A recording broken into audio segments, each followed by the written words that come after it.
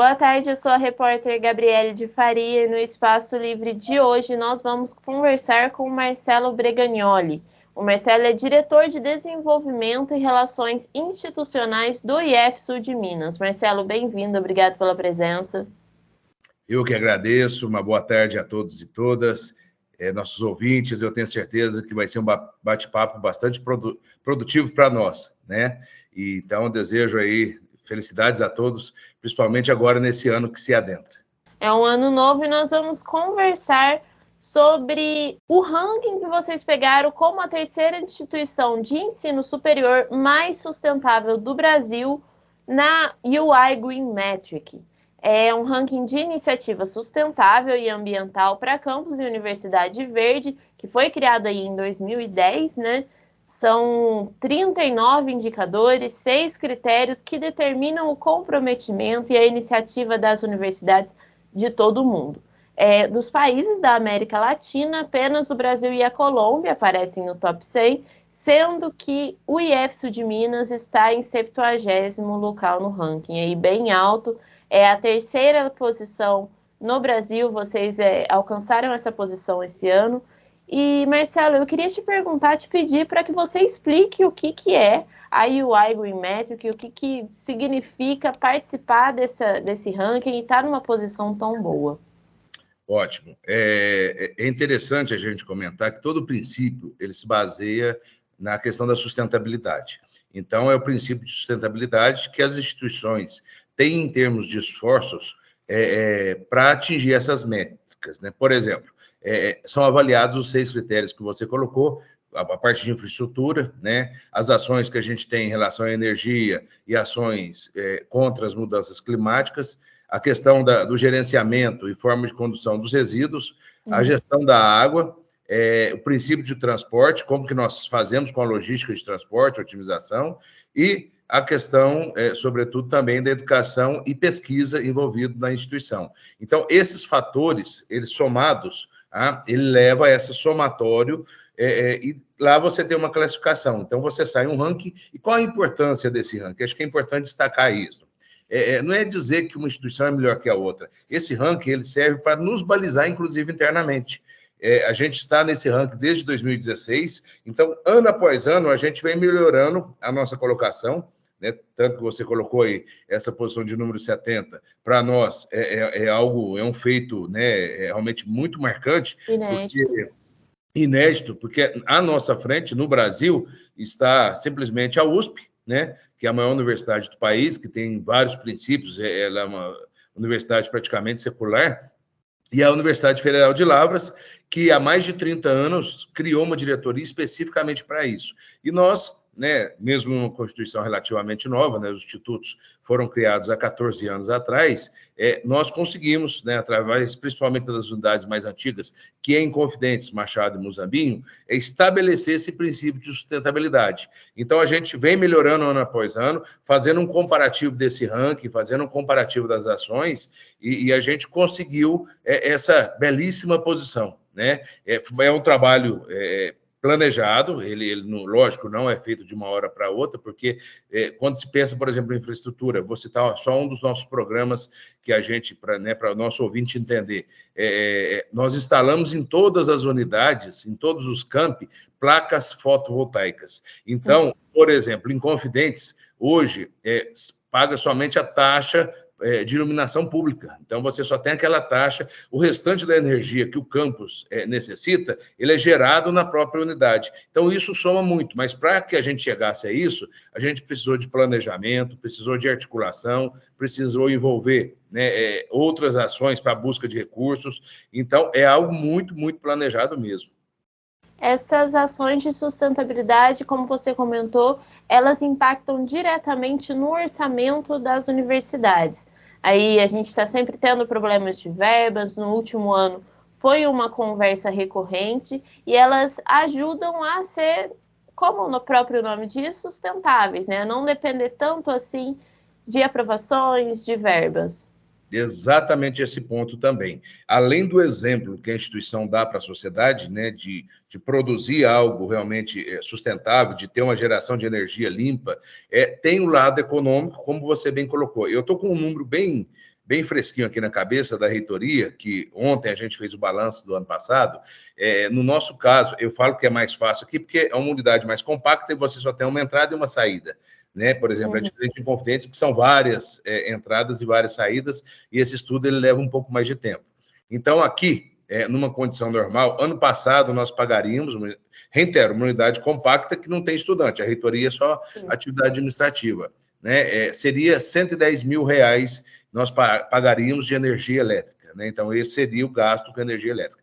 Com a instalação das placas fotovoltaicas através do programa IF Solar, que foi criado inicialmente no EFSU de Minas e expandido para toda a rede federal, inclusive extrapolou a rede federal, porque atingiu universidades, outros entes públicos, na reitoria, a conta de energia elétrica do ano inteiro, ela ficou em R$1.670. Veja, de R$110 mil caiu para R$1.670. O restante do recurso, né, sabendo que foram 3 contingenciamentos no ano passado, o governo ele bloqueou 3 vezes nosso orçamento, nós teríamos, por exemplo, que dispensar talvez algum terceirizado, fazer alguma ação outra, para poder pagar a conta de energia elétrica, porque sem a energia elétrica nós não conseguiríamos, né, ter a nossa atividade. Então, veja que a gente conseguiu, né, uma economia aí de quase, né, praticamente de 98%, 99%, e destinar esse recurso para outra atividade.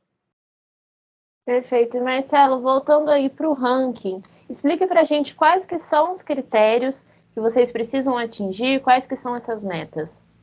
Ótimo. Então, como eu falei, a parte de infraestrutura, existe uma tabela, né? Eles colocam lá que o esforço é destinado para a infraestrutura, placa fotovoltaica, nós temos um programa de coleta de água, conhecido como IF Pluvial, né, que são reservatórios de água que coleta a água da chuva e depois destina para uso e reuso, ele tem um peso de 15% nesse ranking. Então, é uma tabela de composição, então ele vai como 15%. O esforço destinado, por exemplo, energia, ações de mudanças climáticas, né, que a gente faz. Por exemplo, nós tivemos várias ações com a Receita Federal que demonstrou que, se não tivesse feito essas ações, nós teríamos uma emissão X de carbono para a atmosfera. Então, esse entra num componente que vale 21%. Por exemplo, nossa gestão de resíduos, nossas unidades agrícolas, elas fazem compostagem. Então, material que seria enterrado, incinerado, ele é reaproveitado, transformado em composto, né, transformado em fertilizante. Isso entra numa pontuação, entra também uma parte que, se você me perguntar qual é a parte que falta no Instituto, é a parte de tratamento de esgoto, que agora ficou como meta. Né? Eu acho que a nossa próxima grande meta dessa gestão, né, do reitor, né, que assumiu no meu lugar agora em agosto, é instituir a questão das estações de tratamento de esgoto. Porque esse componente, a gestão de resíduos, ele vale 18% no ranking. Aí você vem a gestão da água. No nosso caso, nós ganhamos uma pontuação bastante elevada com a instituição do programa do IF Pluvial, porque hoje, praticamente, em toda a instituição, e isso eu coloco as 9 unidades, nós temos 1.800.000 litros de reservatório para essa finalidade. E a questão do transporte, que é a otimização de logística, né, mostrando quanto que a gente consegue economizar em termos de viagem hoje, com o princípio das reuniões remotas, como essa que nós estamos fazendo, né, você evita a emissão de poluentes. Né? Ao invés de eu pegar um carro aí, né, direcionar até aí, ou vice-versa, você vindo aqui, a gente está economizando um processo porque a gente está fazendo de modo remoto. Então, isso é levado em conta, entra como 18% no componente, e outros 18% é o esforço educacional e de pesquisa envoltos para a área, né, de mudanças climáticas, para a área ambiental, para a área de conservação de nascentes. Então, é um componente que pesa 18%. Em Inconfidentes aí, que aqui em Ouro Fino, o IF de Inconfidentes é a nossa referência. Todas essas mudanças, todas essas melhorias que vocês estão fazendo, ela é possível ser vista por qualquer pessoa, né? Ali, quando a gente entra na fazenda de Inconfidentes, tem as placas solares. Então, não é um progresso sendo feito de uma forma talvez mais discreta. Qualquer pessoa aí pode perceber essas mudanças e pode perguntar sobre elas, ali fazer uma pesquisa, talvez até, como você comentou, pegar o planejamento feito no IF e adicionar talvez em outras escolas, em outros departamentos, empresas.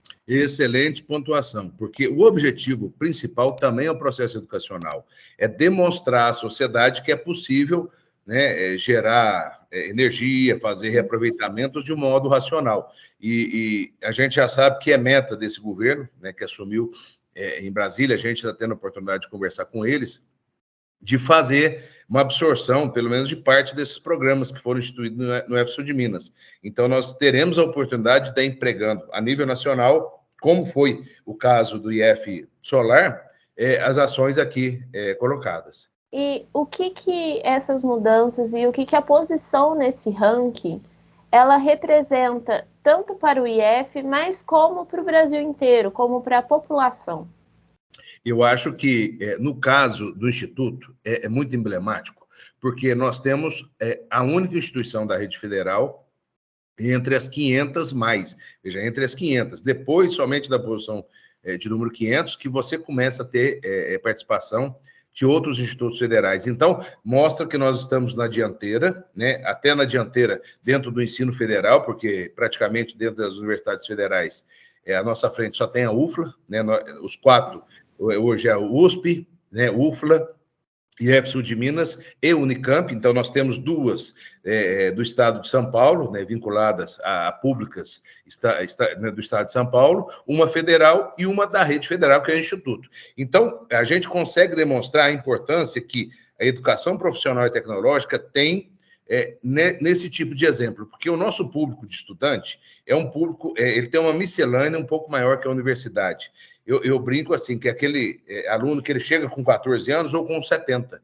Nós temos estudantes que vêm para o integrado, ou ele chega aqui para fazer o ProEja, chega para fazer um FIC. A universidade ela tem um público mais restrito, né, que é uma faixa etária aí entre 18, talvez 30 anos. Esse é o público da universidade. Nós não. Então, nós temos uma abrangência de exemplificação um pouco maior. Então, o nosso modo de educar, ele tem que ser diferente. Ele tem que ser realmente na prática. O nosso estudante tem que ver, você bem citou, quando chegando na Escola Fazenda, em Confidência, do lado direito ali, você vê as placas dispostas, inclusive para a vertente, para onde que a gente tem mais radiação solar. Porque como elas não são móveis, então, mas por que ela está nessa posição? Porque ela tem que ficar na maior radiação durante todo o ano. Então, se a gente tivesse um sistema fixo, talvez a gente conseguisse fazer uma movimentação. Como nós não temos, a gente tem que mostrar para o estudante que, olha, então essa é a posição indicada para colocar uma placa fotovoltaica. Então quando eu colocar lá em casa, é esse sentido, respeitando o sentido que você tem maior radiação. Perfeito. E eu acho que é importante a gente lembrar que nesse ranking são 956 instituições mundiais. Então, o Brasil aí ele também se destaca no mundo, né? O IFSU de Minas ele é conhecido mundialmente.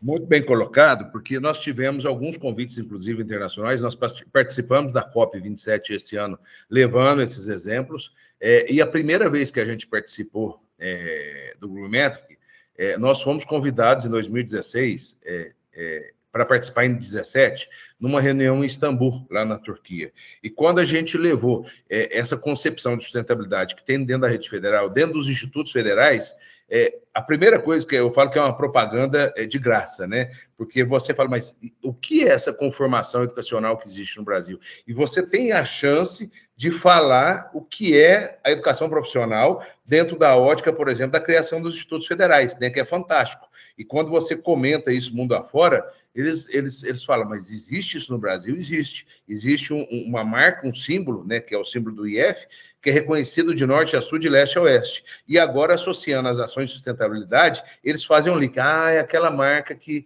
também tem a questão de sustentabilidade. Então, é um negócio muito legal, porque você associa uma coisa à outra, a educação profissional à sustentabilidade. E acaba trazendo aí também melhorias para os currículos, né? Fundamental.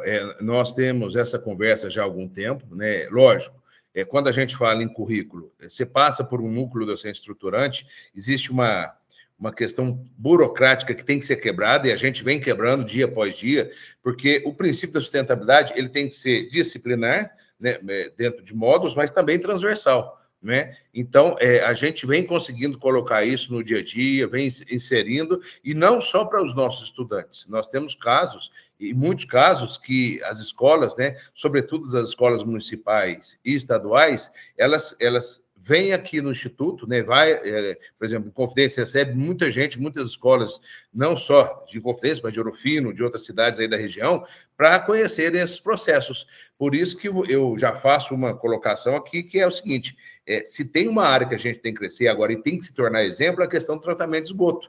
Porque existe uma legislação, sim, né, que o município tem a obrigação de tratar, mas nós também podemos ser o exemplo, né? Nós podemos dar ao estudante que chega ali, que olha, então eu tenho que tratar do meu esgoto. Na hora que eu fizer uma chácara, o meu sítio, é bom você tratar o seu esgoto, porque justamente a questão do manancial, limpeza, né? Então, eu acho que é assim que a gente vai educar essas gerações que estão aí, que estão por vir também. Marcelo, eu queria aproveitar o momento para pedir para você falar um pouco sobre a educação do IF, né? Que aí nessa conversa toda nós estamos circulando quanto à qualidade de ensino que o IF Sul de Minas promove, que ele é reconhecido, tem exemplos, né, de pessoas que saíram e se tornaram grandes profissionais. Então, eu queria que você falasse um pouco sobre esse ensino para a gente. Eu acho que tem muito a ver com essa temática de sustentabilidade, porque, eu reitero, é uma questão de exemplo, né? O Instituto ele é um exemplo educacional mesmo, né? No Brasil, ele acaba se destacando porque foi uma estrutura muito bem montada,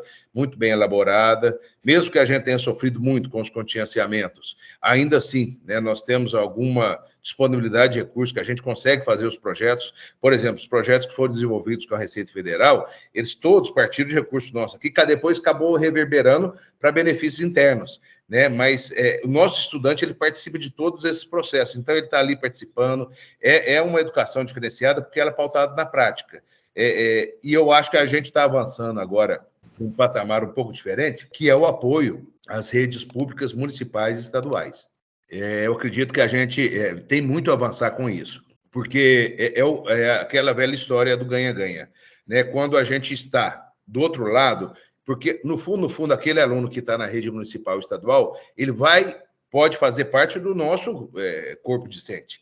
Então, quando a gente leva esse conhecimento, essa forma diferenciada de atuação, né? Nosso ensino é integrado, né? Dentro do ensino técnico, nós temos o técnico integrado, tem o subsequente também, tem o concomitante, né? Mas o técnico integrado, ele tem o algo a mais, que aquele menino que passa o dia todo aqui, às vezes tem alojamento, ele tem atividade esportiva, ele tem atividade cultural, ele tem várias atividades de pesquisa, por exemplo. Então, ele começa a conhecer o mundo do Instituto Federal e ele se apaixona, né? Óbvio, nem todos têm essa oportunidade. Por isso que a gente, às vezes, tem os polos EAD, né? Para poder levar a educação a quem não consegue se deslocar, porque é difícil. Veja, mesmo Ouro Fino em Confidentes, que é um trajeto relativamente pequeno, mas muitas pessoas têm dificuldade. Imagino você, né, distâncias maiores, 30, 40, 50, 100 quilômetros. Então, o EAD, ele pode ser aproveitado, desde que se trabalhe a questão qualitativa. Acho que tem que se deixar muito claro isso, tem que se trabalhar muito a questão qualitativa, né? A gente fez sugestão para a questão da equipe de transição do governo, que se institua a questão da avaliação dos cursos técnicos tão necessários para a gente saber, né, o que está sendo ofertado. E agora, eu acho que a nova fase que vai ser implementada, eu acredito que esse é o pensamento do ministro Camilo, né, e da secretária Isolda, que assumiram o MEC agora recentemente, essa semana, mas é o apoio às escolas públicas municipais e estaduais. O Instituto, ele pode colaborar de uma forma ativa, ele pode fazer um sistema de apadrinhamento, não é? Ele pode, por exemplo, de repente, desenvolver um projeto de placa fotovoltaica e instalar na escola estadual, instalar na escola municipal, né, se houver um fomento, por exemplo. Então, acho que é nossa função também fazer isso, irradiar a educação, mas irradiar os bons exemplos. Isso mesmo. Marcelo, o nosso tempo está chegando no final e eu queria deixar aberto para você, se você tiver uma mensagem para os nossos ouvintes, aí alguma outra coisa que você gostaria de falar. Eu queria agradecer a oportunidade, né? Eu estarei sempre à disposição de vocês. É muito bom conversar sobre esses temas, educação e sustentabilidade. Parabenizar a iniciativa da rádio, porque eu acho que quando a difusora faz esse tipo de ação, né, um processo educacional, ela nos ajuda, né? Então, ela nos ajuda porque a gente precisa efetivamente de levar mais educação. Eu acho que a gente passou alguns momentos que se questionava muito o poder da educação, muito o poder da cultura. Nós não podemos ter isso. A gente só transforma a sociedade através dos princípios educacionais, através do princípio de cultura, e é isso que a gente quer fazer. O Instituto está aí para isso. Ano que vem nós completaremos 15 anos de institutos federais, então acho que é um momento, talvez, para a gente mexer com isso, né? Falar, olha, estamos aqui em prol da sociedade, e contem conosco. Podem ter certeza que essa é uma das missões, talvez a principal missão do Instituto seja essa, né? Contribuir com o desenvolvimento regional, né, de modo ativo, apoiando os parceiros. Marcelo, muito obrigada pela presença. O nosso tempo acabou, a gente vai ficando por aqui. Eu te agradeço, está convidado a voltar sempre que quiser, e sempre que o IF atingir novas marcas, né? Sempre for evoluindo, a gente está aberto para vocês aqui. E nós vamos ficando. Tenha uma boa tarde. Boa tarde para você, boa tarde para todos. Mandar um abraço para o pessoal lá do campus, né, todos os servidores que ativamente estão contribuindo, o nosso diretor Luiz Flávio, ele que abraça muito essa causa ambiental. Então, deixar esse abraço a todos vocês e todos os ouvintes, né, e deixar aberta a instituição para quem quiser conhecê-la.